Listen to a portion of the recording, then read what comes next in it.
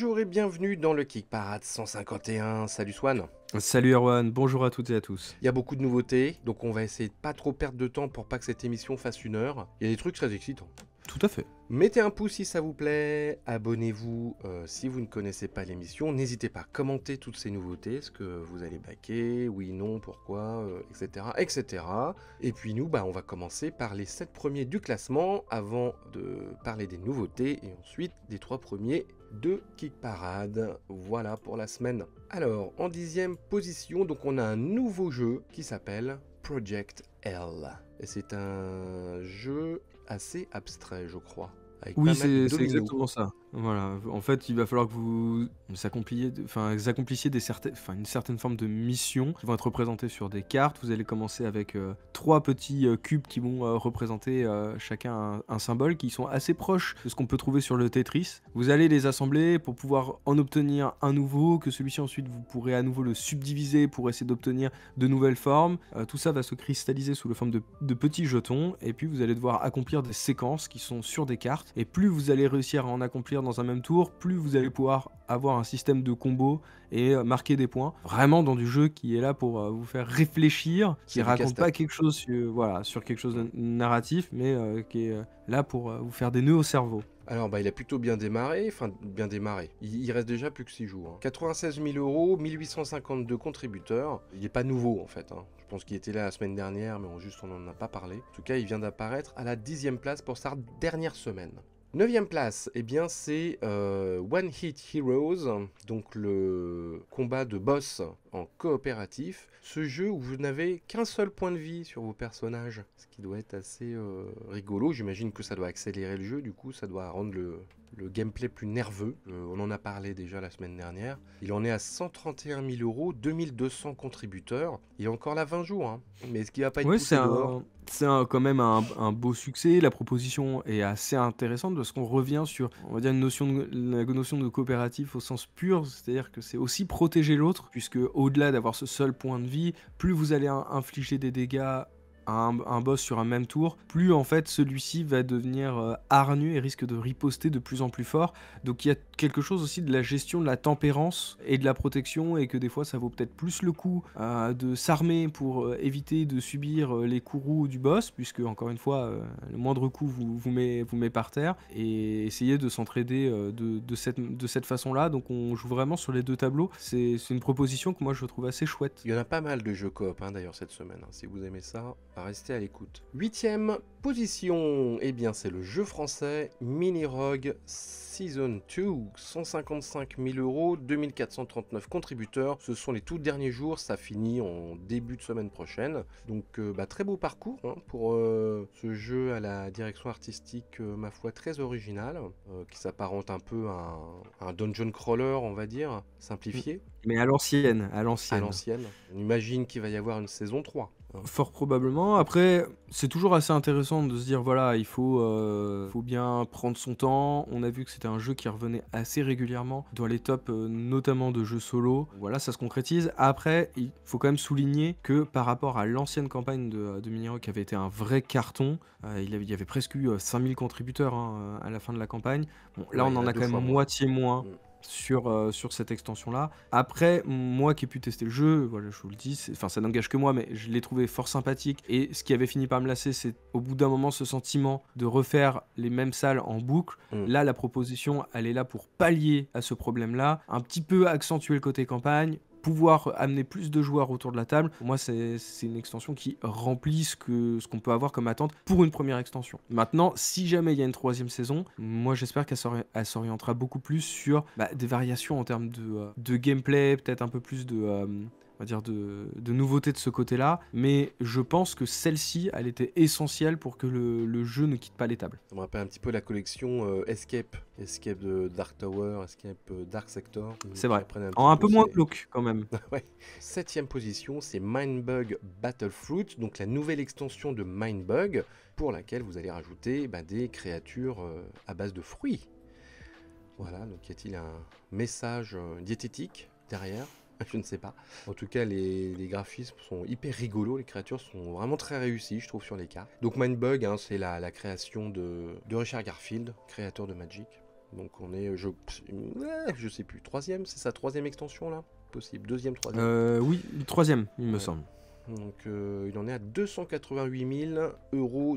Flirte avec les 3000, pas encore tout à fait. Il est là encore une petite semaine. Ça se passe sur GameFound. Ouais, moi, je souhaitais quand même mettre en avant il y a l'un d'entre vous la semaine dernière qui avait commenté, Yes. parce qu'on avait dit, nous, qu'on trouvait que, et c'est vrai, que la boîte Ah oui, la Big un peu Box. all-in la Big Box était assez chouette. Et il rappelait très justement que oui, mais ils en avaient déjà proposé une lors de la précédente campagne, Ouais, alors on que avait oublié. visiblement, ils savaient qu'il allait avoir des extensions et que du coup, bah, cette boîte, elle se retrouve un peu Obsolète. inutile, Ah ouais. obsolète, cool. et je suis assez d'accord, Ouais, c'est et pas c'est cool. vrai que c'est un peu du gâchis. Même écologiquement parlant, c'est pas terrible. Et ben maintenant on passe à la 6e place avec God of War The Board Game, donc le nouveau Cool Mini or Not qui est œuvre désormais sur GameFound. 378 000 euros, 3100 contributeurs. Il est là encore un peu moins d'une semaine. Est-ce que ça serait pas un semi-flop? Ah, moi, Ouais. j'ai un peu même tendance à dire que c'est un C'est gros un flop. flop, hein. C'est un flop. Ah ouais. ouais, c'est un flop. La semaine dernière, on en avait parlé. Enfin, il venait vraiment de se lancer juste avant enfin, au moment où on a lancé l'émission. Mm. Donc, on a commenté vraiment les premières minutes de la campagne. Et déjà là, Ça sentait pas bon.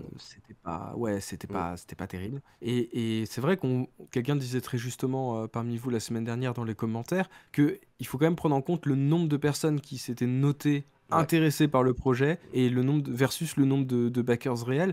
Et la différence, elle est assez énorme. Et puis, je trouve que là, Cool Mini or Not est un peu retombé dans ses travers, mais il tente un peu de se raccrocher aux branches parce que ils nous ont présenté, en fait, on avait plein d'autres extensions à vous proposer, que vous allez pouvoir acheter un add-on. Alors, ils nous en offrent une qui permet de monter le nombre de joueurs à 4. Mais voilà, derrière, c'est, maintenant, en fait, on a plein d'autres extensions, des figurines à acheter, etc.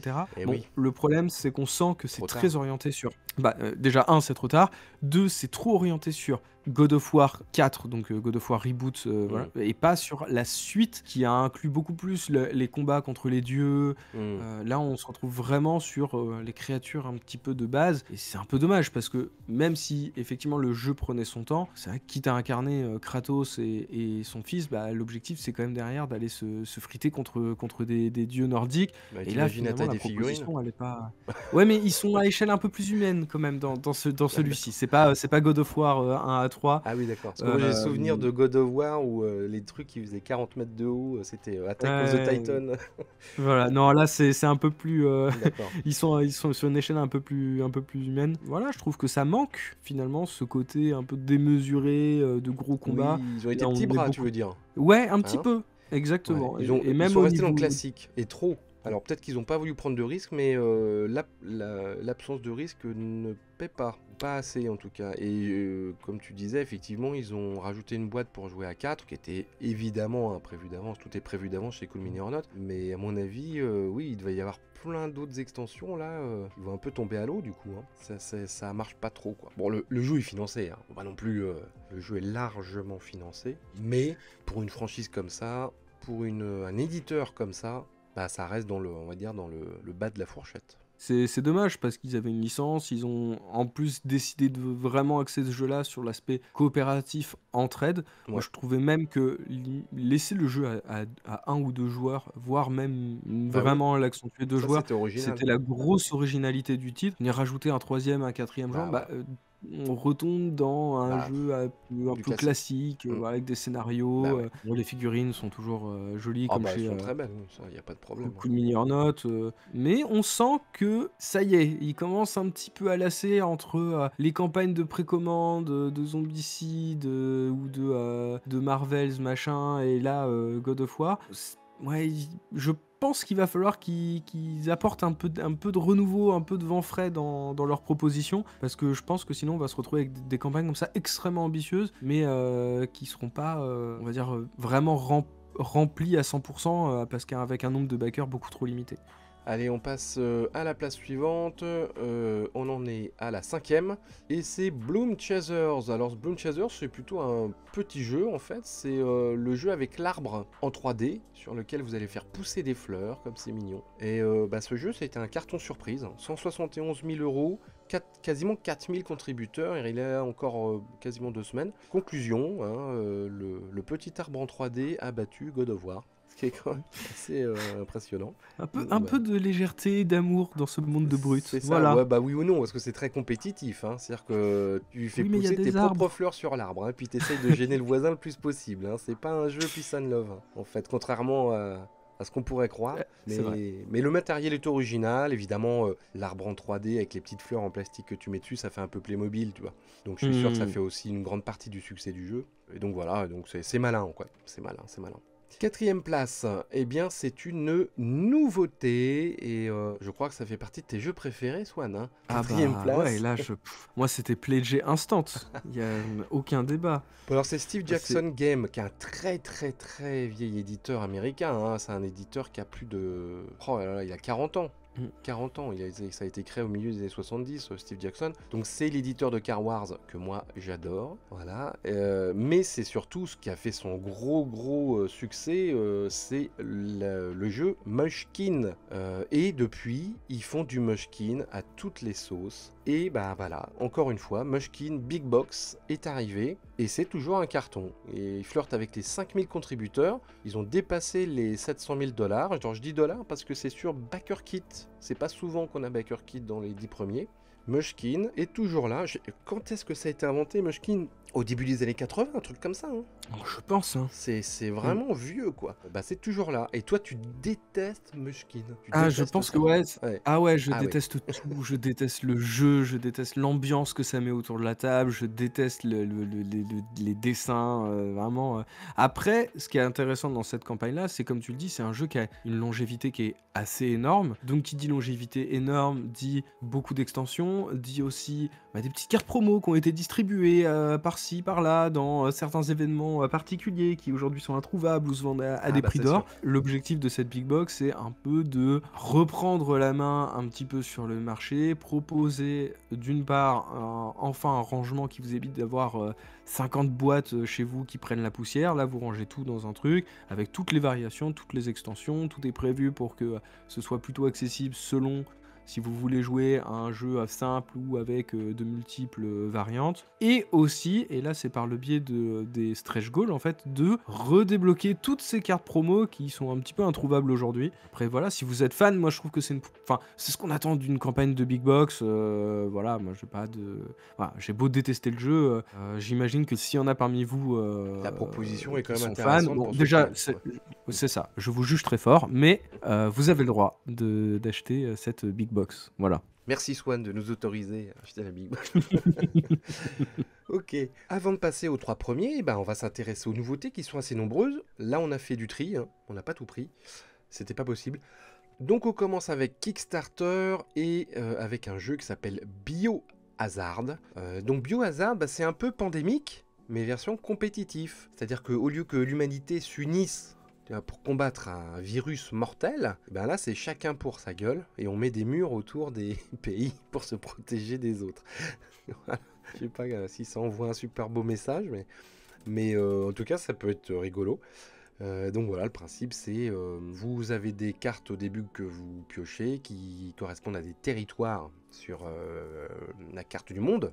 Il va falloir absolument protéger ces territoires, c'est votre mission. Bon, en même temps, vous avez de la recherche pour combattre le virus, évidemment, ce n'est pas qu'une histoire de tower defense contre les virus. Mais bon, voilà, écoute, pourquoi pas.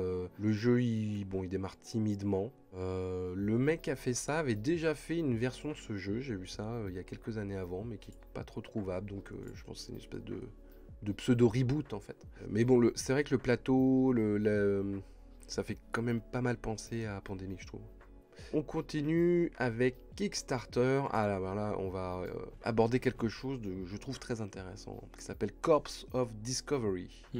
Tu veux nous en parler ? Bon, on va en parler tous les deux, parce que c'était un jeu qu'on avait repéré chacun de notre côté. Donc c'est un jeu qui joue à 1-4, qui se base sur une Amérique fantastique. On reprend le parcours de Lewis et Clark, donc, qui avait été mandaté dans l'histoire pour trouver un chemin pour traverser les États-Unis d'est en ouest. Et là, pendant leur chemin, ils vont être amenés à affronter des créatures démoniaques qui vont infester les États-Unis. Et il y a un système de plateau qui s'ouvre avec des petites feuilles qui viennent se mettre à l'intérieur, un peu comme, comme les jeux que mon gamin a, tu vois? C'est genre, tu sais, l'espèce de memory, voilà, C'est où ça. tu peux apporter un peu de variation, par rapport à ça, sans avoir, 50 000 trucs de matériel. Donc ça, c'est plutôt chouette et vous allez pouvoir soit faire face à une faune extrêmement hostile, soit à une flore. Voilà, et vous allez pouvoir alterner comme ça selon les scénarios et ensuite ils proposent et garantissent l'idée de dire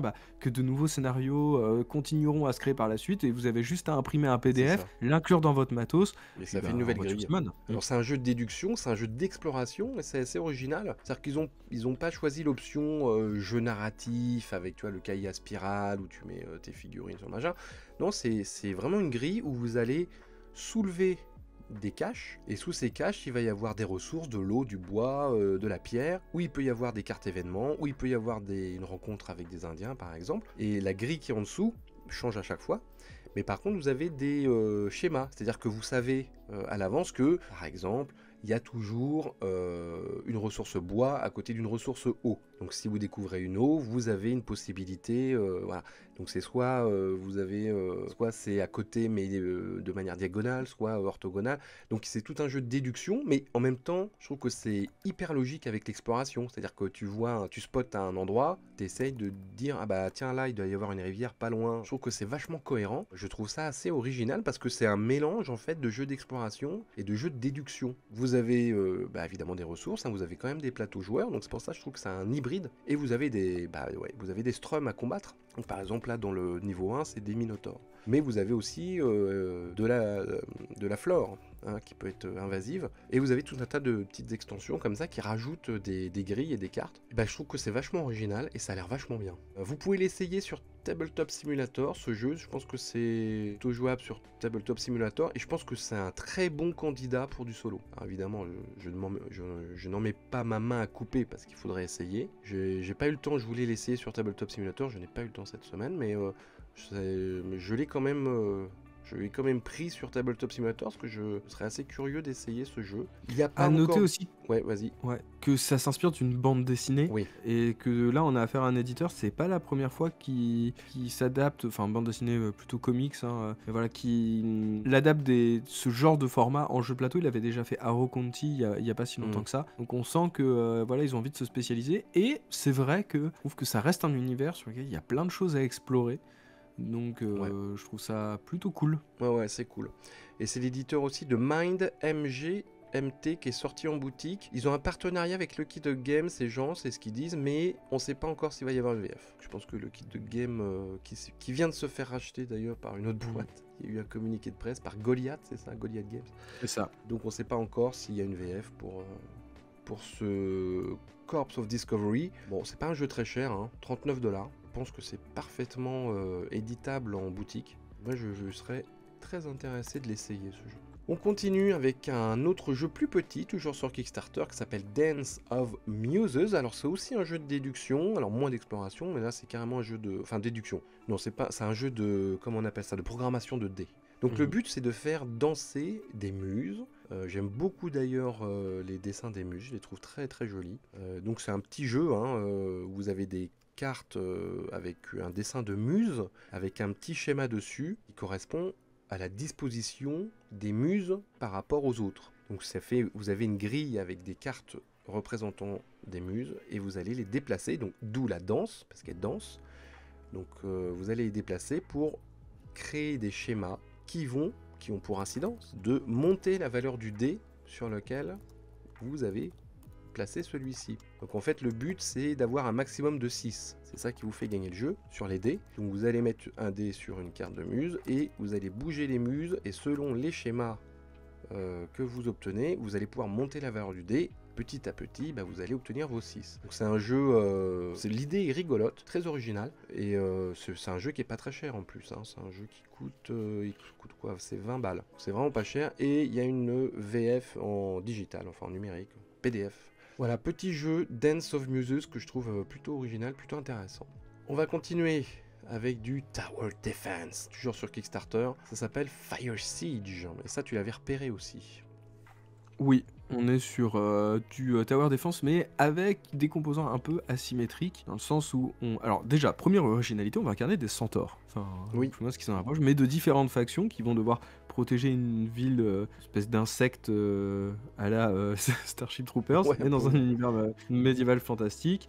Et chaque joueur va incarner un personnage qui va devoir sélectionner un pouvoir parmi tous ceux que ce personnage peut avoir, puis une sélection de pouvoirs qui va venir aider les autres joueurs, et on va jouer sur 2 tableaux avec des actions qui sont visibles et des actions qui sont invisibles, mais quand même dans un objectif qui reste commun. Mais c'est on va dire la stratégie qu'ils ont trouvée pour qu'on n'ait pas un joueur qui prenne systématiquement Le le lead. lead. Voilà, on sait Ouais. que malheureusement dans ce genre de jeu, ça arrive assez régulièrement. Mm. Donc voilà, il y a l'idée de se dire que tout ne peut pas être dit, tout ne peut pas être montré, va faire qu'il va falloir chacun accepter de rester à sa place. Et voilà, l'idée, ça va être de libérer les différents fagnons aux quatre coins de la ville pour empêcher que les créatures ne s'emparent de notre cité. Ce qui est plutôt intéressant. Ouais, et ce qui est intéressant aussi, c'est que à chaque fois que vous allez faire une action, vous avez une partie négative. Sur la carte que vous jouez, vous avez un effet positif et un effet négatif, donc il va falloir bien doser tout ça. Donc c'est Fire Siege, il y a une version française, mais pareil, ça sera du PDF. Combien ça coûte cette histoire? 49 balles, et la TVA est déjà dans le prix, donc c'est plutôt pas mal. C'est les Italiens qui font. Il y a pas mal de jeux italiens cette semaine, c'est marrant. Ouais, en ce moment, ça Ouais. se réveille un petit peu. Vont-ils devenir les nouveaux Polonais? C'est pas. Ouais, ils en sont loin encore. Ça bouge pas mal en Italie niveau board games. On continue sur Kickstarter avec un gros jeu bien fat qui s'appelle The Sixth Realm. Ils l'avouent eux-mêmes, c'est dans le titre, c'est marqué Heavy Eurogame. Donc un Eurogame bien lourd. Lourd dans le sens compliqué, long. Exigeant. Donc nous sommes dans un royaume dans lequel des races cohabitent difficilement. Ils cohabitaient avant, dans les anciens temps, et puis il y a eu une catastrophe, donc ils sont ramenés sur un nouveau continent. Du coup là, ils restent tous dans leur coin. De ce que j'ai compris, c'est qu'ils veulent explorer l'ancien continent qui a été détruit, c'est ça? Et donc voilà, donc c'est de l'expédition, du développement de ressources. Moi ça m'a vachement rappelé un jeu qui était récemment sur Kickstarter ou GameFound, je ne sais plus. Qui était Flow. Ah oui. Oui. C'est vrai, j'y avais pas pensé. Et il y a un des auteurs qui a bossé sur Endless Winter. Et on retrouve vachement ce côté multi-plateau. Parce que vous allez pouvoir faire de l'expédition. Vous avez un plateau aussi où vous avez le développement de vos ressources. Vous avez tout un tas de plateaux. Vous avez un plateau politique aussi, il me semble. Donc voilà, je me rappelle à l'époque de Flo, il y avait un commentaire, il me disait moi j'en ai ras-le-bol des jeux où tu es sur 5 plateaux en même temps. Alors si vous n'aimez pas ça, là c'est pas la peine d'essayer, parce que c'est exactement ça. Bon, le jeu est magnifique. On est sur effectivement du jeu un peu bac à sable avec différents moyens de tenter de gagner l'affluence. Ça peut être l'exploration de donjons de l'influence politique, essayer d'obtenir les bonnes faveurs de différentes guildes, parce qu'en fonction des années, je crois que c'est un jeu qui doit se faire sur 3 ans, mais chaque année, la roue va tourner et une différente guilde sera mise en avant, et du coup, il faudra peut-être anticiper un petit peu les actions d'une année à l'autre.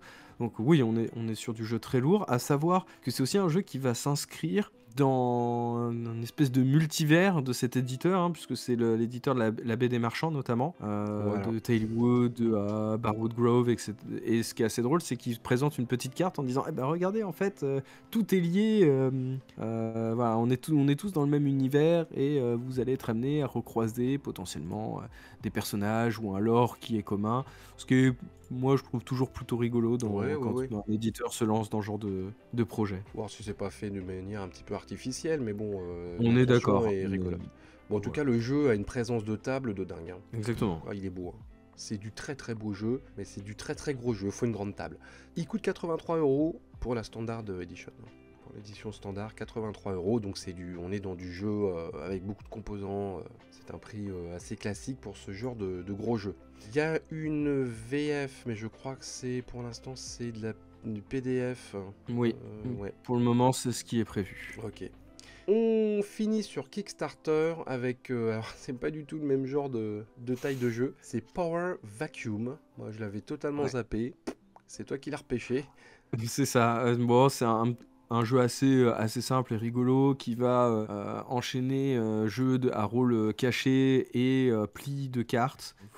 L'objectif, c'est que le grand leader de ce pays est décédé et que différents personnages que vous allez incarner vont tenter de le remplacer. Et pour cela, eh bien, il va falloir être le premier à fabriquer une statue à son effigie. Magnifique. Pour ça, il faut remplir des conditions qui sont exposées sur des cartes que nous avons en main. Et la petite subtilité de la chose, c'est qu'à chaque tour, nous allons jouer des plis. Celui qui remporte le pli va pouvoir récupérer des composants en priorité, mais celui qui le perd va pouvoir changer le petit disjoncteur qui se trouve au centre de la table, et c'est via celui-ci qu'on va pouvoir transférer l'énergie d'un côté à l'autre, et c'est ce qui va nous permettre d'accomplir les tâches qu'on va être amené à faire. Donc il y a toute cette petite subtilité entre de temps en temps il faut laisser les autres remporter, donc tout le monde va s'observer. On est sur typiquement le genre de jeu à rôle caché.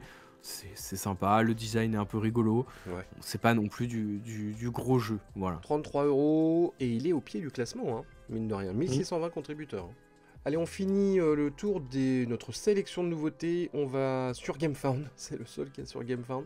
C'est la nouvelle extension de Keyforge qui s'appelle Amber Skies. Keyforge, hein, c'est un peu le phénix du TCG. Parce qu'il était sorti en grande pompe juste avant la pandémie du Covid. C'est aussi une création de Richard Garfield, hein, comme Mindbug, et ça vous promettait d'avoir, des decks uniques au monde. C'est-à-dire vous achetiez le deck et il fallait le jouer comme ça. Vous pouviez pas mélanger les cartes entre plusieurs decks. Donc si vous aviez un deck de merde, il fallait racheter un deck, en gros. Hein. Vous avez un QR code. Je crois que ça a été le premier d'ailleurs, hein, TCG, à utiliser un peu cette histoire de QR code là. Ouais, un peu, même presque un peu NFT. Vous aviez un deck et en fait vous l'enregistriez comme étant votre propriété désormais. Voilà, parce qu'il était unique. Ce qui ne veut pas dire que chaque carte était unique, hein. C'est impossible évidemment, mais les compositions des decks étaient uniques. Ce qui est quand même un sacré et même challenge. au niveau des cartes, on pouvait avoir un personnage, mais les noms étaient générés aléatoirement, les pouvoirs qui allaient être associés aux cartes aussi. Donc ce qui rajoutait quand même pas... On retrouvait, on va dire, des illustrations qui étaient communes, des thèmes qui étaient assez communs, puisqu'on incarne des factions, hein, et avec chaque faction a un peu ses avantages, ses inconvénients. Donc au sein de cette faction, on va retrouver évidemment des choses qui se ressemblent, mais voilà, avec toujours cette volonté de faire quelque chose d'unique. Ouais. Moi j'y avais joué. Donc là, moi aussi j'y avais joué, mais c'est vrai que l'idée de ces decks que tu joues tu peux mettre complètement à la poubelle si jamais t'as pas la bonne composition. Je trouve que c'était assez lourd écologiquement parlant, et je pense que c'est ce qui moi m'avait fait penser, comme à beaucoup, que le jeu allait mourir, mais ils étaient ressortis en grande pompe avec de nouvelles factions, et là c'est aussi la proposition de celle-ci, hein, de proposer, on va dire, un nouvel univers avec ses forces, ses faiblesses, beaucoup inspiré de ces espèces de pirates un peu steampunk avec des grosses créatures. L'univers est plutôt chouette. Ouais. Là, il en Mais est voilà, à 220 000 €. Hein. Ça garde quand même les avantages et les inconvénients qu'on peut déjà reprocher au jeu de base. Le jeu était mort à cause du Covid, parce qu'évidemment, il ne pouvait pas faire de jeu organisé, et donc c'était mort. Mais peut-être que, comme tu dis aussi, le système lui-même du jeu était voué un petit peu à l'échec, ça on ne saura jamais. Mais il avait vraiment ressuscité, hein, sur GameFound avec la première extension qui avait rapporté quasiment $1 million. Hein. Ça avait surpris tout le monde, donc Keyforge is not dead. Et bien voilà, nous sommes dans l'antre des dieux, Swan. Les 3 premiers du classement. Les 3 premiers. Troisième position, c'est une nouveauté et une entrée, bien entendu, logiquement. C'est l'extension de Earth qui s'appelle Abundance Expansion. Donc Earth, ça a été un peu le jeu hype de l'année dernière. C'est dans cette grande mode des jeux nature. Il faut composer des des biomes. Des biomes, voilà. Ou des écosystèmes. Ouais. J'allais dire des biosystèmes, j'allais faire un amalgame entre les deux. La fusion. C'est pas pareil. Et donc voilà, dans Earth, il me semble qu'il fallait créer une planète, hein, tout simplement. C'est ça, Une hein? île, il me semble, c'était une île, Une île. sur laquelle on allait récupérer des cartes. Chaque carte représentait, de la flore Mmh. et cette flore allait devoir, créer des combos entre il y en a qui vont être, qui vont créer beaucoup de pollen, d'autres beaucoup de graines et par ces biais-là, en fait, si on cumule les 2 avec, tel style de paysage et ben, en fait, on va pouvoir faire pousser des arbres plus vite et déjà on peut scorer de cette manière-là et ensuite autrement, eh ben, on peut attirer, on va dire, différents animaux pour venir, vivre dans notre biome. Donc ces animaux vont pas venir se mettre sur votre île, mais ça va être représenté par des cartes. Vous allez devoir accomplir, différents objectifs pour pouvoir la récupérer. Une fois que vous la récupérez, bah, en fait, ça va vous rapporter des points à la fin de la partie. Voilà, Donc donc ce c'est qui est plutôt intéressant, il y a toujours un côté assez, pédagogique dans la manière dont le jeu enfin ce type de jeu est mené oui, pour oui, essayer de nous faire comprendre que, bah, tout est intrinsèquement lié, c'est que, ça. la nature, elle laisse rien au hasard. C'est Gaïa. Exactement.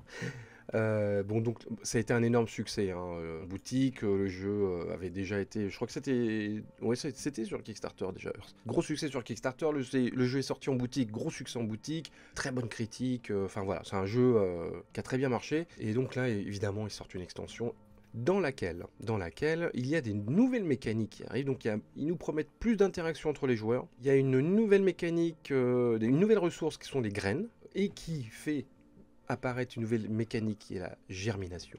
Et il y a un truc, enfin il y a une variation pour 6e joueur.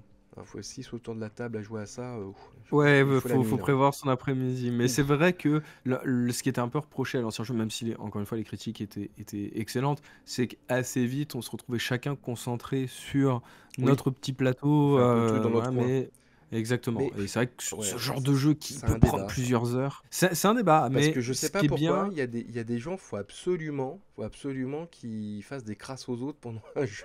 Moi, je trouve pas que ça soit obligé. On peut jouer chacun dans son coin et être performant tout seul et gagner la victoire sans écraser la gueule de l'autre. Mais Je suis d'accord.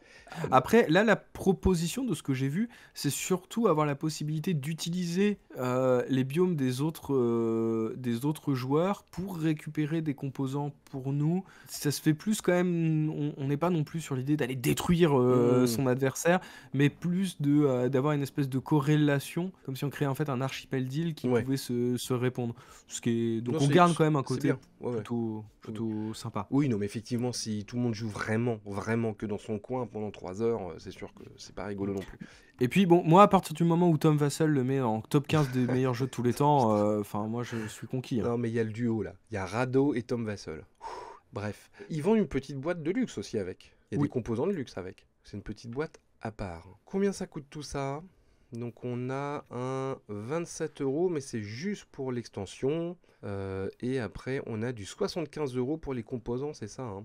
Ouais, 75 Oui. euros si tu veux. Ouais, ça augmente le prix quand même, hein, les composants de luxe. Ah, ouais. Après c'est vrai Ils sont très beaux. ils sont très C'est du beaux, mais bois, ils sont c'est pas pas du plastique, hein. essentiels, ouais, bah, ouais, ça aurait été un petit peu malvenu quand tu vois toute Tu la sais? dimension écologique du jeu. Ah Bon bah ça après c'est sûr. on n'en est pas à un paradoxe près, mais Voilà, c'est ça. Non, non, ils sont très beaux. Bon, après, c'est sûr que si t'es fan du jeu, tu les prends, quoi. Voilà, donc ce jeu. ça c'est le joueur de Terraforming Mars qui Oui, parle bah, ça. je sais pas si ça me fait un peu penser à ça, effectivement. Il en est à 580 000 euros alors qu'il vient d'arriver, hein. 8 798 contributeurs et il y a encore 10 jours, donc c'est un très très beau succès. Donc il y a beaucoup de fans de Earth qui attendaient cette extension avec impatience. Deuxième place, allez, ce sont les tout derniers jours de Tiny Epic Game of Thrones. Il vient de passer la barre des 400 000 euros pour 9 138 contributeurs. Alors, le nombre d'euros n'est pas en adéquation avec le nombre de contributeurs, tout simplement parce que le jeu n'est pas très très cher, hein. Il est à 38 euros, hein. C'est un peu le concept des Tiny Epic, qui est une énorme gamme de gros jeux dans des petites boîtes. C'est pensé pour ça. Et donc là, c'est la licence Game of Thrones, donc licence très très porteuse. Tiny Epic étant une gamme très porteuse aussi, donc la rencontre des deux fait un gros carton. Forcément. Deuxième, ils étaient premiers la semaine dernière, il me semble.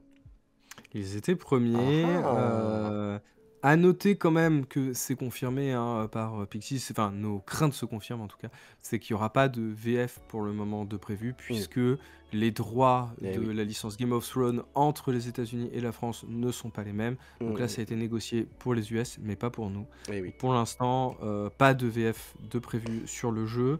Ce que je trouve, moi j'avais souligné la semaine dernière le côté un peu, enfin mettre les deux personnages les plus connus Oui. dans la petite extension à part, et que en plus derrière ils nous disent que cette version ne sera pas disponible en boutique.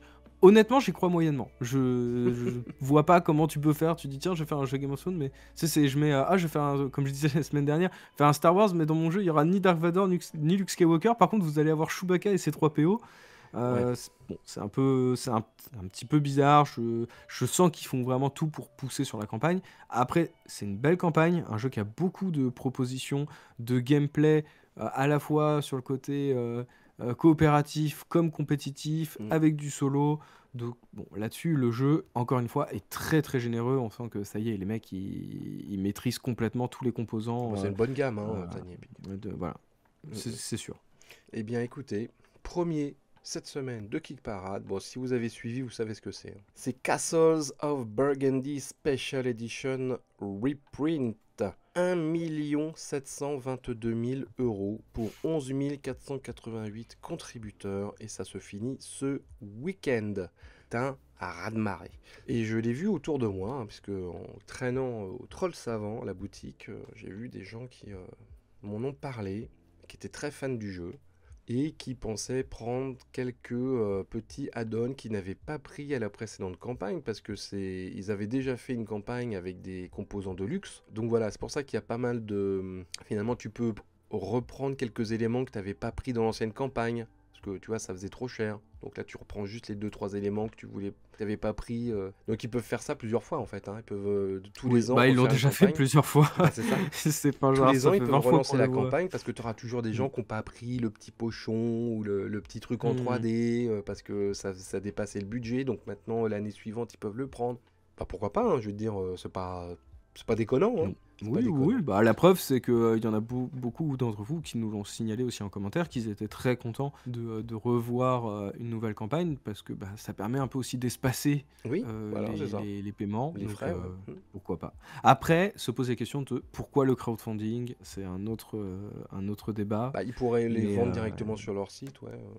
ouais, c'est ce que je pense. Mais bon, bah après c'est leur site, hein. Donc en fait c'est comme s'ils le vendaient déjà sur leur site en C'est réalité. vrai.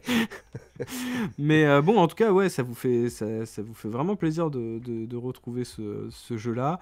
C'est vrai que nous, ça nous intrigue là. C'est vrai que là, ça me titille un peu de me dire, mais je vais l'essayer parce que il peut pas y avoir autant de succès sur un jeu qui est juste cool. Oui, Il doit vraiment être exceptionnel. ouais, ouais. Et je trouve qu'en plus de tout ça, si on sort un peu de la campagne, je trouve que la communauté de Castle of Burgundy est vraiment bien. Parce qu'on sait que même au sein des jeux de plateau, etc., on peut avoir des communautés qui deviennent vite toxiques. Coucou Mythic Game. Mais là, on sent des gens qui sont passionnés, qui ont envie que les gens aiment leur jeu et qui en parlent, mais trop bien en fait. Et c'est vraiment tout agréable de vous lire, les fans de ce jeu. C'est vraiment chouette de voir une Mais passion qui se retransmet de cette manière-là. t'es obligé d'être paisible. Regarde les couvertures des boîtes, c'est que des châteaux sur des collines un peu enfumées. C'est vrai. C'est beau, hein, c'est paisible, hein. Mm. Ouais, ouais, c'est clair. Bon, voilà, en tout cas, c'est ça qui est premier. Bon, il va partir, hein, c'est le dernier week-end de présent. Donc, si vous étiez intéressé, dépêchez-vous. Bon, il y aura Let's Play, j'imagine. Il y aura moyen, puis vous attendez l'année prochaine, la prochaine campagne. Voilà. Merci de nous avoir suivis. N'hésitez pas à commenter tous ces jeux, hein. Il y a de quoi faire, hein. Il y a des trucs à commenter cette semaine. Merci Swan. Bah, merci Erwan, et puis on se retrouve la semaine prochaine. Yes. Ciao tout le monde.